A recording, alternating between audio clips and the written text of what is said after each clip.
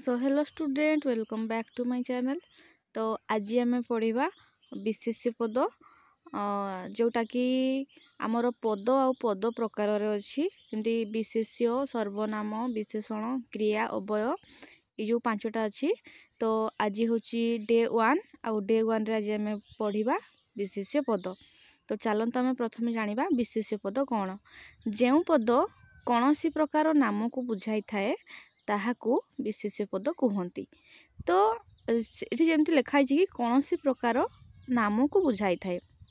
नाम को मीन्स आम दुनिया रे जहाँ भी जिनस अच्छी से वस्तु हो स्थान हो कि कौन व्यक्ति हो जेकोसी भी जिनस अच्छी सबू जिनसर किसी ना किसी निर्दिष्ट ना रही आउ से ना साहाय्य ही आम कौन कर से जिनस को चिन्हि थाउ आउ ता सहित कम्युनिकेट कर थाउ। तो जिते सब नेमिंग वर्ड अच्छी जिते सब ना अच्छी सब ना गुड़ा को आम कौन कही थाउ विशेष्य पद कही थाउ। तो विशेष्य पद पांच प्रकार अटे कौन कौन ना व्यक्तिवाचक जातिवाचक वस्तुवाचक गुण बा अवस्थावाचक आउ क्रियावाचक। तो आम प्रथमे पढ़ा जातिवाचक विशेष्य कौन। जातिर अर्थ वर्ग बा समूह। तो जमती फॉर एग्जांपल पर्वत देश सहर मनीष पशु पक्षी फूल एगुड़ा सब गोटे गोटे कौन हम जातिवाचक विशेष्य हम। तो अनेक सारा जातिवाचक विशेष्य अच्छी मु जस्ट एग्जांपल एतिकी नहीं। तो जमती देखिबा पर्वत पर्वत रे कौन कौन आसुची ना हिमालय विंध्य मेघासन ए तीनटा कौन एगुड़ा निर्दिष्ट गोटे गोटे पर्वतर ना किंतु ए सब को आमे निर्दिष्ट गोटे गोटे पर्वतर ना कहीपर आ एगुड़ा सब कौटी जाऊँगी गोटे पर्वतर जाति मध्य एगुड़ा निर्दिष्ट गोटे गोटे पर्वत अच्छी।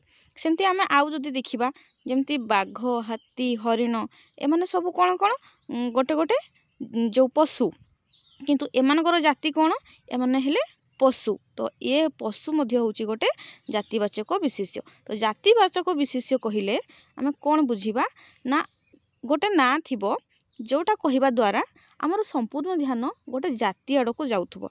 जेमती मनीष मनीष जाति अच्छी कहती शुणिथिबो भी किंतु मनीष जाति भितर सेठी मनीष मानकर निर्दिष्ट व्यक्तिर ना रही जमी सीता गीता राम श्याम जहाँ भी ना रोचे से माने निर्दिष्ट जड़े जड़े व्यक्ति किंतु से माने कौथिरे जाउछंती गोटे मनीष जाति रे जाउछंती। तो एगुड़ा होची सब जातिवाचक विशेष्य। तो एहा परे आमे पढ़िबा व्यक्तिवाचक विशेष्य। व्यक्तिवाचक विशेष्य कौन निर्दिष्ट गोटे जिनिसर नाम से जिनिस हो व्यक्ति हो किंबा स्थान हो किंबा वस्तु हो जेकोसी जिनस भी हो तार निर्दिष्ट गोटे नाम को आमे व्यक्तिवाचक विशेष्य कही थाउ। एवं आमे टिके पूर्व पढ़ीथिलु जे जातिवाचक विशेष्य। जातिवाचक विशेष्य रे आमे ए सब पढ़ीथिलु एगुड़ा पर्वत देश सहर एगुड़ा सब जातिवाचक विशेष्य आसो किंतु पर्वत रे ए जो मु पॉइंट गुड़ा लिखी वार्ड गुड़ा लिखी हिमालय विंध्य मेघासन किंबा देशर देश जदि जातिवाचक विशेष्य सेठी मु जो एग्जांपल देथिली भारत पाकिस्तान चीन एगुड़ा हम सब कौन ना एगुड़ा सब हम व्यक्तिवाचक विशेष्य। जातिवाचक विशेष्य केवल ए पॉइंट गुड़ाक हम नाम को ही आम जदि कहे यही नाम को कहले ही आम संपूर्ण गोटे जाति को बुझीथिबा तेणु एगुड़ा सब जातिवाचक विशेष्य हम एवं बाकी सब जेतिकी रहिला एगुड़ा सब व्यक्तिवाचक विशेष्य हम। जेमती कि मोटी एग्जांपल देछि व्यक्तिवाचक विशेष्य रे हिमालय भारत कटक हरि बाघ। तो बाघ जदि आम देखिबा फॉर एग्जांपल बाघ कौथिरे जीव बाघर जाति होउची बाघ गोटे जीव किंतु से कौ जाति रे जाउची पशु जाति रे जाउची। पशु हूँ गोटे जातिवाचक विशेष्य एवं से आम यदि व्यक्तिवाचक गोटे स्पेसिफिक निर्दिष्ट ना कहवा तब से बाघ आसीपे हरिण आसीपे भालू आसीपे किसी भी आसीपे। तो ये जो जाति भितर जो सब निर्दिष्ट गोटे गोटे ना रहिबो जो सब ना आसीबो सेगुड़ा को आमे व्यक्तिवाचक विशेष्य बोली कही थाउ।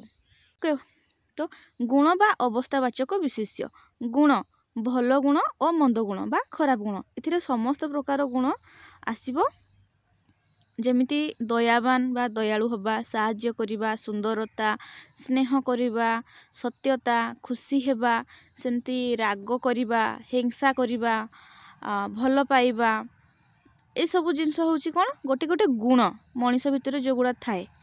एवं आमे जदि अवस्था को देखिबा तो जमती आम सब मनीष जाति तो आम जो गोटे मनीष जो जन्म निए से को छोट थाए तार से कौन बाल्य अवस्था थाए एवं जो सी आडल्ट हो जाए बड़ हो जाए से तार आउ गोटे अवस्था पलि आसे एवं लास्ट सी कौन करे ना वृद्धा अवस्था को पलि आसे तो से जो से स्टेज गोटे गोटे देकी जाऊँगी से गुड़ा को आम गोटे गोटे अवस्था बोली कहीपर। तो यही सब हूँ गुण बा अवस्थावाचक विशेष्य जो गुड़ा आम केवल अनुभव करिपरिबा। एहापर आम पढ़िबा वस्तुवाचक विशेष्य। वस्तुर नाम ही वस्तुवाचक विशेष्य अटे। जदि कौनसी वस्तु को भांगिबा परे मध्य ताहार समान ना रहिबो एठी नाटा छाड़ी हेची ता नाटा समान रहिबो तेबे ताहा वस्तुवाचक विशेष्य अटे। जेपरी गोटे बही होची वस्तु किंतु आमे बहीटी को चिरी देला परे सी कौन हो जाए छोट छोट कागज टुकड़ारे परिणत हो जाए को छोट छोट कागज बोली कही थाउ किंतु जेतेबेले बहीटी चिरी जाए तापर भी आमे कौन ताको बही बोली कही थाउ कि ना ना सेटा को आमे कौन कही थाउ छोट छोट कागज बोली कि कही थाउ तेणु तार नाम चेंज हो जाए। जिते बेलू आम देखा गोटे वस्तु को भांगी देला परे तार ना बदली जाउची ताहले से वस्तुवाचक विशेष्य हबो नाही से जातिवाचक विशेष्य हबो। जदि तार ना समान रहुची ताहले से कौन हबो वस्तुवाचक विशेष्य हबो। जेमती माटी को आम जेते भांगिकी टुकुड़ा कले भी जेते भांगिकी छोट छोट करदेले भी से माटीर ना माटी ही रहिबो। जेमती सुना को आम जेते भांगी देले भी जेते छोट कले भी कि जेते बड़ कले जहाँ भी कले भी सुनार ना सब सुना ही रहिबो। जेमती तेल को आम जेमती भी करूँ जेमती भी व्यवहार करूँ जहाँ भी करूँ तार तेलर ना तो तेल ही रहिबो ना। तो जो वस्तु को आम भांगिबा परे कौन हुए तार ना समान रुहे ताकू आम वस्तुवाचक विशेष्य कही थाउ।